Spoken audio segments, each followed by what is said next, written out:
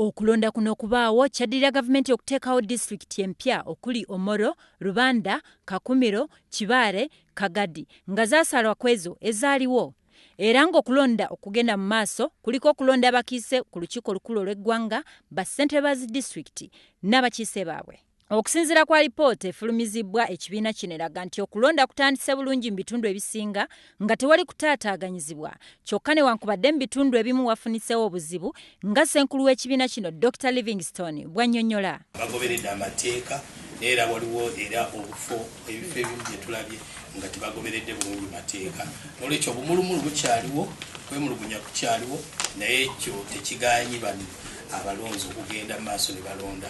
Newankubadde mu ntandikwa bazze batono, naye essaawa zibadde zigenda zeeyongera, bongedde okuba nti bavaayo. Tusuubira nti mu alipoota gye tunaaleeta olunaku lw'enkya tujja kuba nga tusobola okubalaga ekifaananyi ekirungi ekiragira ddala okulonda nga bakulu. Newankubadde ebiseera ebisinga ebitongole ebikuumaddembe okuli poliisi n'amagye n'abalala batera okulabwako mu biseera eby'okulonda n'okuleetawo okukanyolagano, naye mu kiseera kino kibadde tekinnalabwako mu bitundu bino omuli okulonda, ng'osanga banaakikola mu biseera eby'okubala obululu.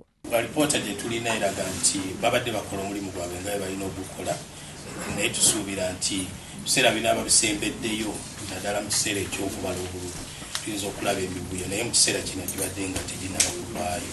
Mu ngeri yemu alipoota eno ekirambise bulungi nti ab'oluuyi oluwabula gavumenti tebajjumbidde kulondoola kulonda kuno naddala mu bitundu omuli Rubanda, Kagadi, Kibaale ne Kakumiro nga bano amaanyi basinze kukateeka mu disitulikiti y'e Omoro.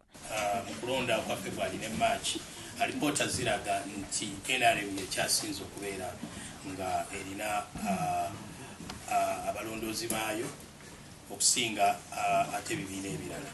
Ozi okujjako mu Omoro, mu disitulikiti y'Omoro gye tulabye nti abalondoozi b'ebyokulonda aba FDC n'ebibiina ebirala bo gye bali, naye ate nga mu bitundu ebirala tetubalabye.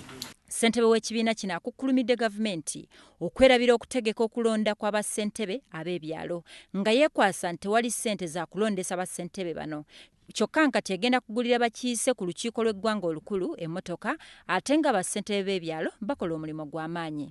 W'ebyalo byaffe era be bantu abasookerwako wabeerawo emivuyo, era tulabye nti okuva LC1 bwe yaggwamu amaanyi wabaddewo obuvuyo bungi nnyo mu bitundu ebitali bimu, era nga abeerosi olwokuba baggwamu amaanyi mu bitundu ebyo ebiseera ebisinga tebasobodde kukola mirimu gyabwe nga basaanidde.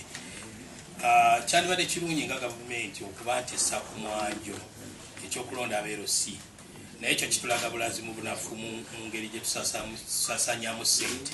Ebula essaawa mbale abantu abali mu disitulikiti zino empya okuli Omoro, Kakumiro, Rubanda, Kagadi ne Kibaale bafune abakulembeze baabwe.